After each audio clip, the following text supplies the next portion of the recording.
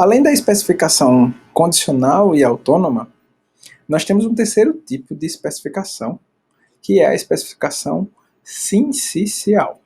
Essa especificação sincicial, ela utiliza tanto elementos da especificação autônoma, quanto elementos da especificação condicional.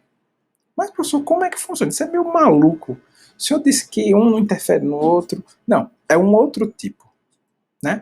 O que é que a gente vem trazer aqui? Na realidade, um grande exemplo dessa forma de especificação é o que acontece com a Drosophila melanogaster, que é a mosca das frutas, que a gente tanto vê.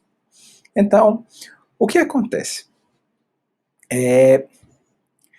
Na Drosophila, como a gente está vendo aí na imagem, temos o embrião de Drosophila e acontece a formação de um sincício no embrião.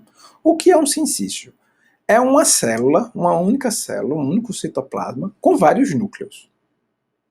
Então, esses vários núcleos agem junto. Então, a gente tem vários exemplos de sincícios. Temos um sincício morfológico, por exemplo, na realidade um sincício funcional, que é o nosso coração. Para o nosso coração funcionar, ele precisa de um sincício funcional. O coração ele bate em conjunto, como podemos dizer assim. Então, aqui nós temos um sincício morfológico. São todas é uma célula com vários núcleos, como estamos vendo aqui. Ó.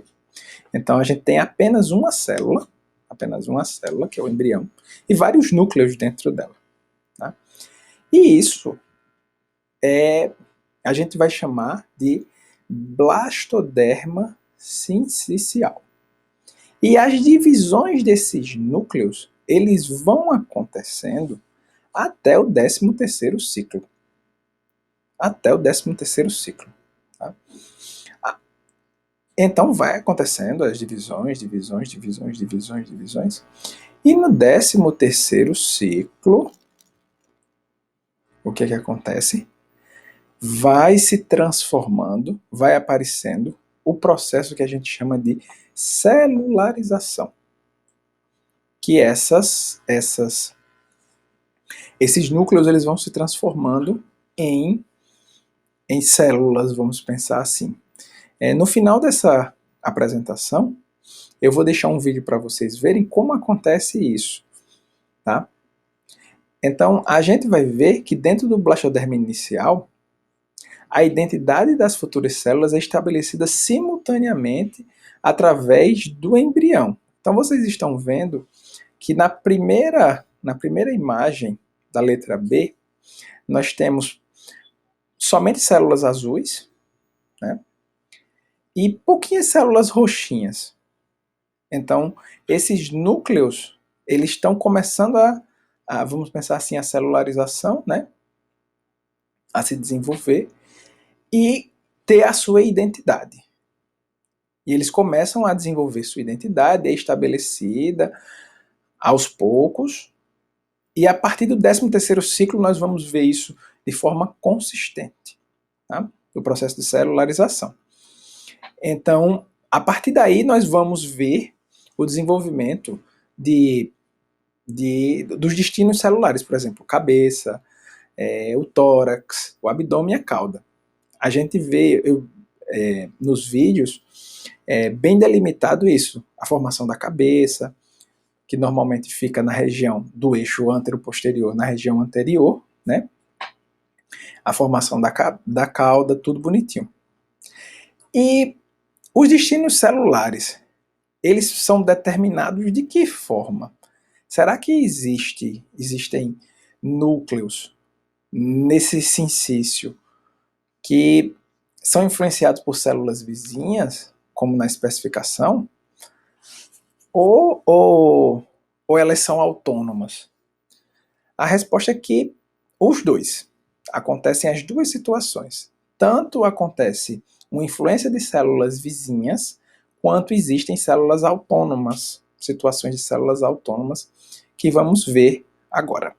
Bem, pessoal, a gente sabe que o citoplasma dos embriões de Drosophila, eles não são uniformes, muito pelo contrário. Eles possuem gradientes. E a gente vai falar um pouco desses gradientes e falar um pouco sobre esses determinantes dos gradientes. Então, como a gente falou, esses gradientes, eles determinam o destino celular no eixo antero-posterior. Então, esse blastoderma sincicial, ele determina, ele é sujeito a fatores que determinam, fatores de determinação citoplasmáticos, que estão presentes tanto na parte anterior quanto na parte posterior, como a gente vai ver nessa imagem aqui, ó. Nessa imagem aí, a gente vê que na parte anterior predomina um está mais verde, mais claro, mais intenso, né, vamos dizer assim, mais do lado do B, a gente tem um determinante chamado bicoide. E na região, mais na região posterior, temos o determinante chamado fator de transcrição caudal. E esses determinantes, eles tendem a migrar de um lado para o outro. Eles tendem a ir migrando. Tá? E eles vão se interando. Esses determinantes, eles são relacionados, eles são criados, é interessante que eles sejam criados antes da fecundação, antes de momentos de fecundação. Então, antes da fecundação, eles são criados e logo após a fecundação, há o desenvolvimento e há uma migração desses fatores determinantes da região anterior para a região posterior e da região posterior para a região anterior. Mas, professor, e como é que os núcleos, eles se mantêm paralisados ou pelo menos estabilizados dentro do blastoderma sincicial? O que acontece é o seguinte, existe uma estrutura, um conjunto de estruturas, os centrossomos, os microtúbulos, os filamentos de actina e miosina, as proteínas, que dão um arcabouço para que não haja uma movimentação para fora do blastoderma sincicial desses núcleos até o 13º ciclo, e com isso, esses núcleos eles não saem dessa região. E a gente vai ver que a gente tem esses fatores determinantes que eles são muito, muito importantes para a formação dos eixos antero-posterior, do eixo antero-posterior, né?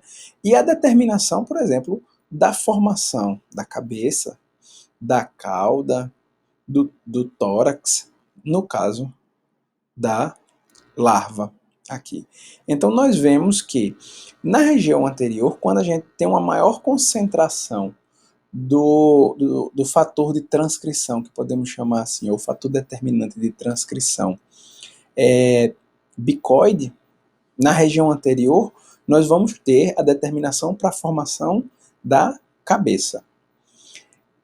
Com o passar da transcrição, com o passar ou com o caminhar dentro do blastoderma sincicial,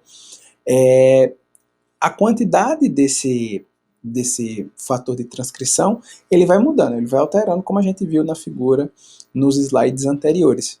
Então, essa alteração faz com que ele fique menos abundante. Então, onde tem bem menos o fator de transcrição bicoide, a gente vai ter um fator de transcrição da cauda, que vai formar, por exemplo, a região torácica ou até mesmo a região caudal. Então, esses dois fatores de transcrição, eles são considerados fatores morfogênicos, são fatores que vão determinar a morfogênese dos ouriços, que a gente está vendo aqui. E eles são capazes de regular a concentração e os genes em diferentes limiares e diferentes concentrações nesses animais. Então, a gente percebe a importância desses dois genes, desses dois fatores de transcrição que diga, para o desenvolvimento e a determinação do embrião, das células embrionárias. Então, pessoal, por hoje a gente finaliza. Eu vou anexar alguns vídeos na plataforma para que vocês vejam na prática como isso funciona, tá? E qualquer dúvida eu me ponho à disposição e eu acho que é isso. Um abraço a todos.